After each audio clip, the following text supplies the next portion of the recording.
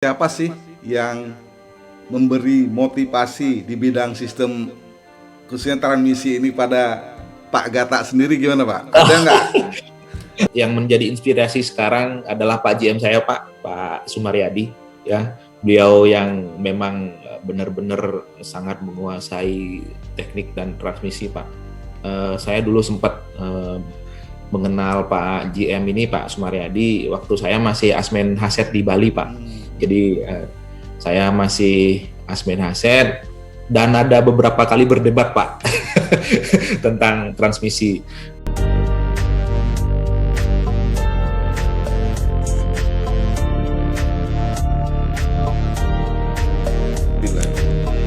Alhamdulillah, pagi yang cerah ini, hari Rabu tanggal 23 Juni 2021.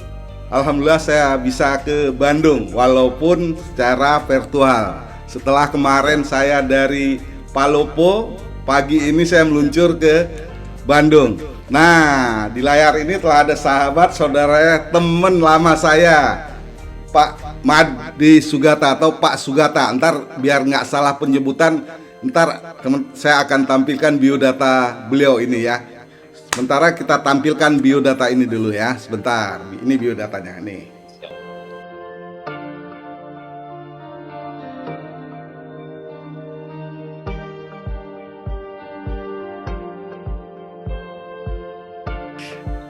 Nah, itu dia biodatanya. Semangat pagi, Pak Gata. Pagi. Harus semangat, Pak. Sisi, maaf, di mana Pak Gata ini? Saya posisi di kantor UPT Bandung. Ya, dulu UP2B Bandung, sekarang udah jadi UPT Bandung. Oh, berarti dekat dengan kantor Induk Transmisi Jawa bagian tengah, Pak ya? Ya, betul. Agak melipir sedikit ke ujung. Ya. Gimana kalau ngeliat biodatanya ini Pak Gata, mungkin sekilas bisa cerita Pak Gata untuk biodata yang tadi saya tampilkan Pak Gata. Oke, baik, terima kasih Pak Muhar. Assalamualaikum warahmatullahi wabarakatuh. Selamat pagi. Nah, ternyata bisa bertemu lagi ya Pak, walaupun virtual. Ini cuaca Bandung hari ini dari tadi malam hujan terus Pak. Jadi suasananya mendung, enak, sebenarnya enak buat ngopi-ngopi sebenarnya ini. Ya, kalau saya mungkin dari biodata tadi, kebetulan memang saya lahir di PLN-nya di Bandung ya, dulu namanya Region Jawa Barat, dan kebetulan kantornya ya di sini, di kantor saya sekarang di UPT Bandung. Jadi seolah-olah saya dejavu kembali, balik lagi ke masa lalu ya.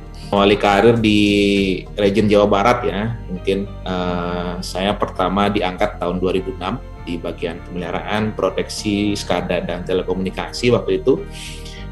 Kemudian setelah rekan saya dipindah ke Gandul, Pak Ika, saya menggantikan posisinya di bagian proteksi, tapi saya proteksi tidak terlalu lama karena cuma setahun. Habis itu saya di asesmen peralatan gardu induk, kemudian rotan jaringan, kemudian 2010 saya diberi amanah waktu itu oleh manajer region, masih Pak Disna ya, untuk menjadi asmen perencanaan dan evaluasi di UPT Garut. Nah inilah mulai karir saya mulai di jenjang struktural mengawali tahun 2010 akhir.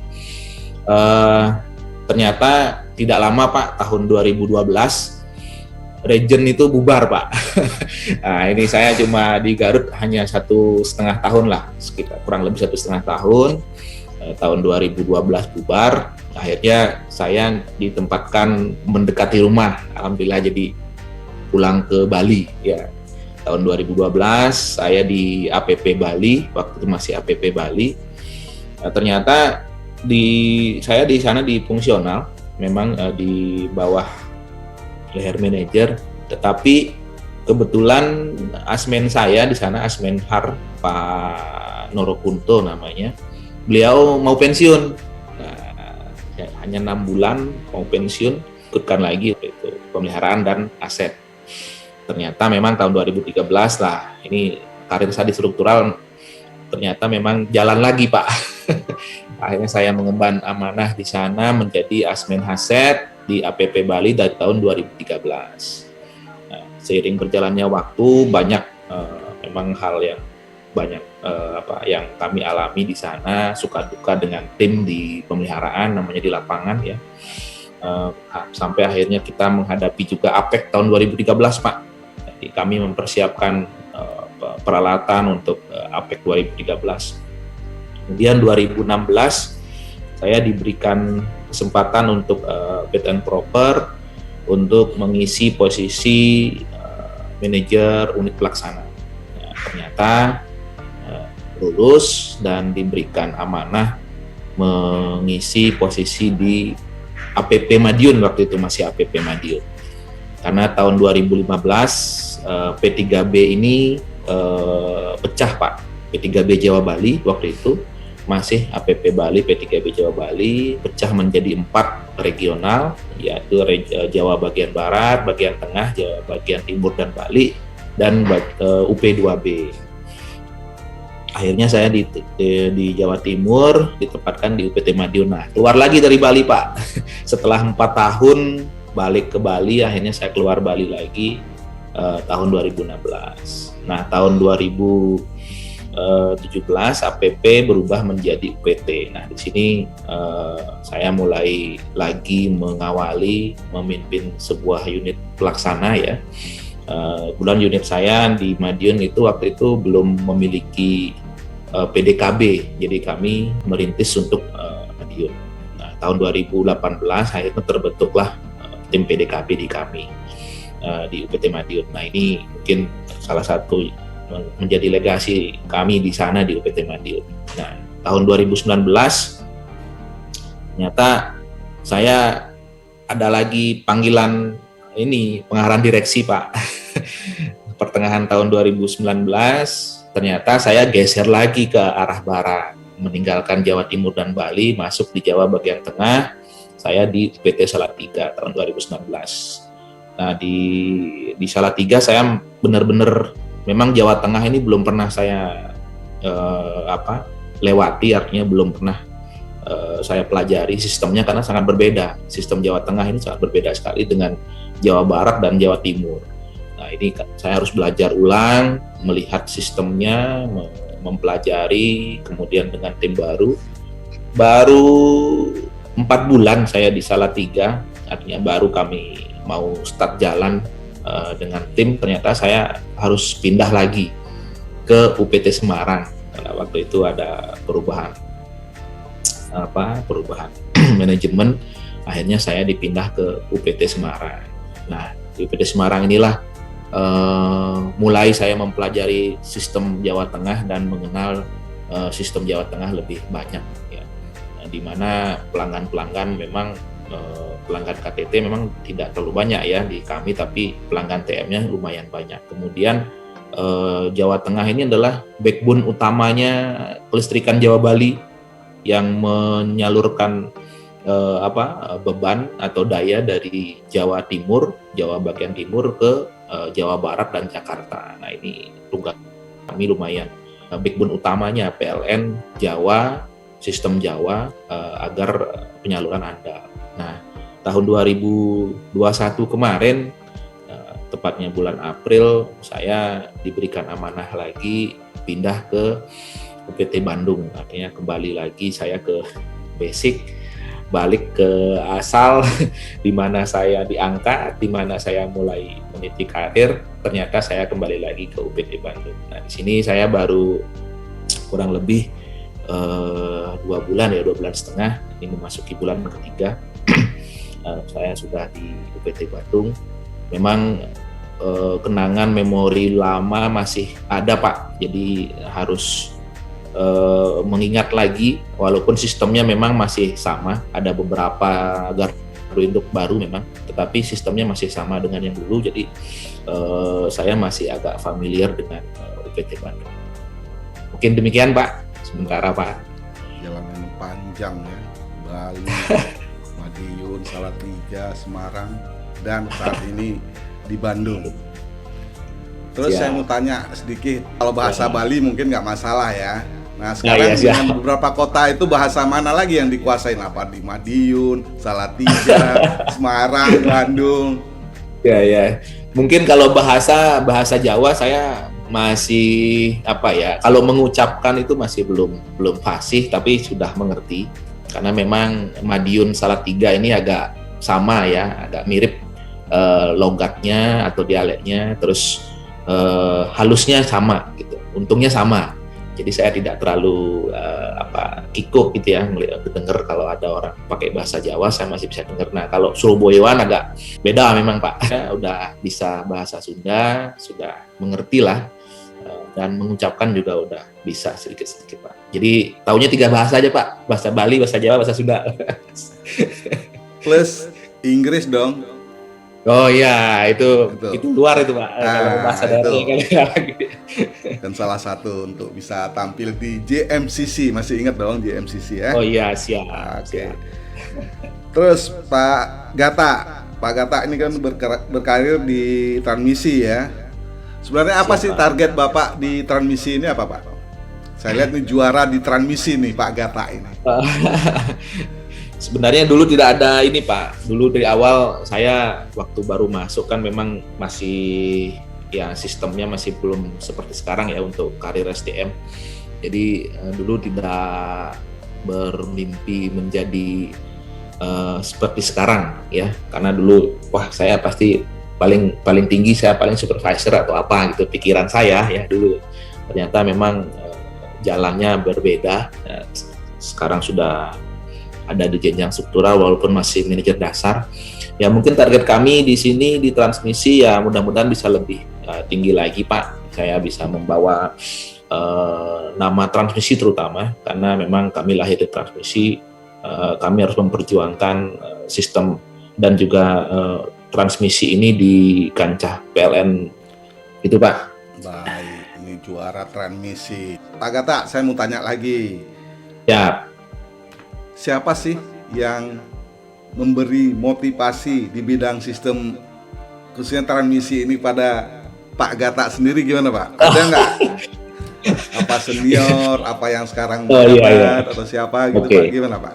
Kalau senior atau ini saya sekarang yang menjadi inspirasi sekarang adalah Pak GM saya Pak Sumaryadi ya. Beliau yang memang benar-benar sangat menguasai teknik dan transmisi Pak.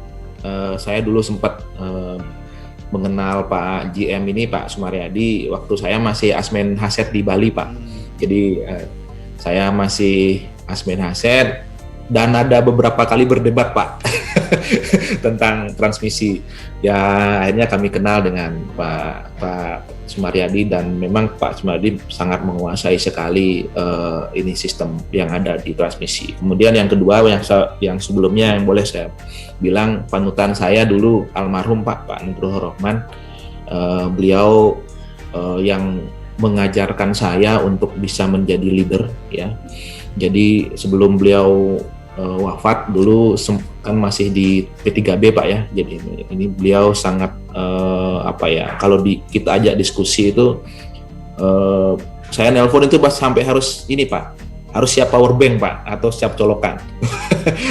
Kalau beliau diajak diskusi itu panjang dan memang luar biasa beliau Pak Nugroho Rohman ini. Saya dari dulu kenal beliau waktu masih manajer Subregion Bali ya. Tidak sengaja dedikasi untuk PLN dan transmisi Pak Nugroho Rohman ini sangat bagus, luar biasa. Mungkin demikian Pak. Nah, pada kesempatan saya juga kalau cerita Pak Rohman, waduh udah nggak ini guys, saya nggak bisa ngomong beliau karena sampai saat ini saya masih komunikasi dengan atau istri beliau Pak. Beliau kan di Malang ya. Ya betul. Nah, beliau juga pernah menjadi manajer di dulu. SRB ya. Region Bali ya. Nah, terus beliau juga pernah jadi manajer region Jakarta dan Banten. Ya, betul. Nah, waktu beliau wafat, posisi beliau waktu transmisi kalau salah sebelum digantikan P3B, sebelum digantikan Pak Sumaryadi. Waktu itu ada acara rapat di region Jawa Timur, Pak ya. Jawa Timur betul. Ya, mungkin pada kesempatan ini mari kita sedikit mengirim doa buat beliau ya. Semoga beliau juga Insya Allah apa-apa yang beliau dulu sampaikan, ilmu yang keluarkan bermanfaat buat beliau saat ini Pak ya. Amin, amin. Siap. Terus Pak Kata, gimana Pak Kata, selama kepemimpinan Bapak di berapa APP dan UPT, gimana melihat masing-masing UPT atau APP, gimana, ada perbedaan nggak Pak? Suasana di kantor atau gimana gitu Pak? Mungkin banyak ini Pak, perbedaannya banyak Pak sih. Ada beberapa, kalau misalnya mungkin budaya kerja ya. Kalau dulu saya di Bali, saya walaupun memang di Bali jadi Asmenhar, saya di Bali tantangannya luar biasa. Jadi kami harus menyatukan visi antara pegawai senior dan pegawai junior. Karena di Bali itu dulu waktu saya masuk setengah-setengah Pak, jadi setengahnya pegawai muda, setengahnya pegawai senior. Jadi kami harus menyatukan mereka, visinya harus satu, biar UPT Bali ini, APP Bali ini bisa bagus ya. Jadi akhirnya kami bisa, dan kebetulan waktu itu manajernya masih Pak Wayan Bujana, terus digantikan Pak Handi Wihar tadi, akhirnya kami bisa mampu bangkit, dan UPT Bali, APP Bali waktu itu kinerjanya bagus terus Pak, ya alhamdulillah bagus. Kemudian waktu saya pindah ke Madiun, nah di Madiun ini sebenarnya sudah sangat bagus Pak, timnya sudah sangat solid, jadi saya tinggal memoles sedikit mereka. Akhirnya kami membangun di sana namanya GI Mandiri. Saya sudah membangun GI Mandiri di UPT Madiun Pak. Jadi mereka tidak harus ketergantungan dengan tim pemeliharaan, karena memang waktu itu masih namanya Basecamp ya, bukan ULTG, Basecamp. Tim pemeliharaan itu terbatas. Jadi kalau misal, dan jaraknya jauh-jauh. Itu waktu itu saya Basecamp cuma ada 2, Basecamp Madiun dan Basecamp Kediri. Kalau misalnya ada pekerjaan atau ada anomali yang sifatnya harus segera, ini tim Basecamp ini terlalu jauh untuk mencapai ke itu. Akhirnya kami membangun GI Mandiri, di mana di masing-masing GI ini mereka bisa melakukan penanganan anomali yang sifatnya masih ringan, ya, seperti hotspot, kemudian ada PMS yang kurang lurus gitu misalnya, atau penggantian yang sifatnya masih ringan-ringan yang memang tidak membutuhkan material yang cukup banyak. Nah ini kami bangun, akhirnya di Madiun ini sampai sekarang cukup solid Pak. Sampai sekarang saya lihat dengan tim di Madiun, dan alhamdulillah mereka sangat bagus sekali gitu.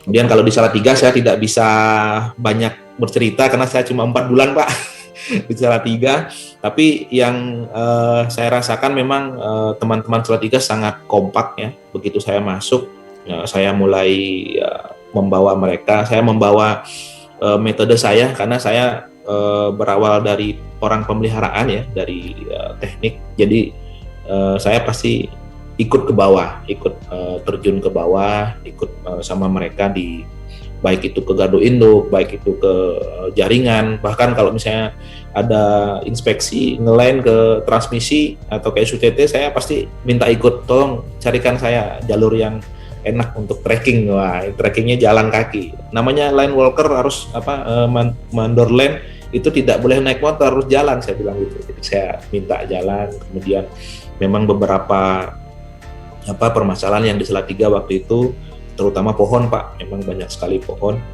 bisa kami selesaikan, walaupun memang banyak kondisi-kondisi yang harus kita langkahi ya, kita babat gitu di sana. Akhirnya pohon-pohon yang kritis yang memang sangat lumayan itu bisa kita selesaikan di Salatiga, walaupun hanya 4 bulan ya. Teman-teman di Salatiga cukup berkesan untuk kami di UPT Salatiga. Nah kalau di Semarang beda lagi timnya Pak, kondisinya beda lagi. Jadi mereka ada 3 ULTG, Semarang, Kudus, dan Rembang ya, Rembang baru. Ini memiliki pola kerja masing-masing. Tapi untuk pekerjaan ya ini yang saya salutnya dengan UPT Semarang, kawan-kawan di sana ya, ternyata saya menemukan tim yang mirip dengan Madiun ya. Jadi kalau ada pekerjaan dimanapun, semua ULTG pasti kompak ya untuk menyelesaikan permasalahan. Nah untuk Bandung ini kebetulan saya begitu masuk Bandung saya kena musibah Pak. Baru 5 hari masuk Bandung, 7 hari lah ya, 7 hari masuk Bandung, ternyata saya terpapar COVID ya.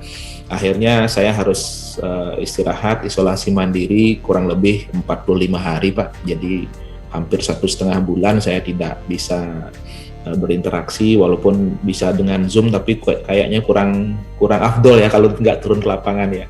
Jadi baru 3 minggu ini saya mulai belusukan lagi, mulai kalau hari Sabtu Minggu saya karena keluarga tidak di sini, Sabtu Minggu ya saya manfaatkan di mana ada pekerjaan saya ke sana. Nah, gitu. Ya mudah-mudahan nanti di Bandung ini bisa lebih baik lagi, saya bisa membawa UPT Bandung bisa lebih baik lagi Pak. Pak Gata, sedikit tentang 10 November hari lahir PDKB. Kalau di UPT Bandung pas Pak Gata masuk udah ada PDKB, di Semarang udah ada. Terus membangun PDKB di UPT Madiun atau APP Madiun gimana ceritanya Pak Dara? Sedikit mungkin tidak semuanya UPT ada PDKB Pak ya. Nah gimana Pak Gata merintis di APP Madiun kala itu Pak? Jadi waktu itu kami ada banyak kerjaan PDKB ya. Kita waktu itu masih meminta bantuan dari APP Surabaya. Akhirnya 2016 akhir lah ya, 2016 akhir kami mengajukan untuk pengadaan tim PDKB di Madiun. Nah ini banyak sekali yang menjadi kendala Pak ya, karena mulai dari gedung, peralatan, biaya terutama ya.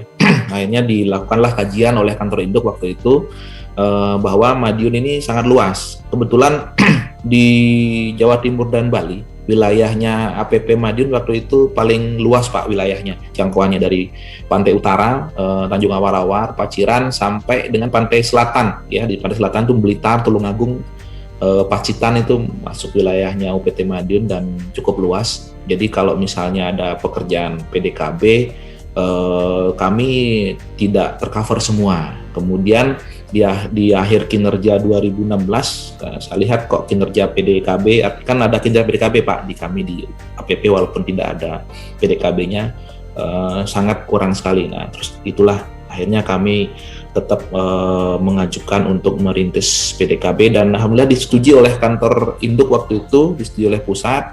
Dididiklah tim PDKB sebagian yang ada yang baru-baru di Surabaya. Nah, di APP Surabaya. Tapi begitu mau dibentuk, nah kita terkendala dengan gedung Pak. Nah ini gedung PDKB. Jadi kalau mau dibentuk PDKB, kami harus punya gedungnya, punya kantornya. Waktu itu banyak usulan. PDKB itu mau dipindah berkantor di GI Manis Rejo waktu itu. GI Manis Rejo itu adalah ex UPT zaman dulu. Kantor saya sekarang, yang kantornya UPT Madiun sekarang itu kan ex sektor Pak, ex UJT Madiun. Nah, jadi begitu kami lihat, kami survei, ternyata memang tidak layak ex-nya di GI Manis Rejo itu untuk kita lakukan gedung PDKB. Akhirnya kami mengajukan untuk pembangunan gedung. Waktu itu disetujui di akhir 2017 Pak, 2017. Nah ini agak cukup lumayan lama ya kita membangun gedung karena memang investasinya cukup tinggi Pak. Tapi di 2017, pertengahan 2017 PDKB itu sudah harus ada di kami. Akhirnya saya minta ada PDKB, kita bangunkan ruangan rapat yang ada di UPT Madiun kita manfaatkan sementara ya untuk tim PDKB. Terus untuk alat kerjanya, karena alat kerja PDKB khusus Pak, jadi harus ada ruangan yang memang benar-benar steril ya untuk kita tempatkan. Akhirnya kami harus merelakan 2 ruang rapat untuk dijadikan gudangnya PDKB. Alhamdulillah di pertengahan 2018 itu gedung sudah jadi dan kita bisa merealisasikan bahwa kami punya tim PDKB yang cukup handal.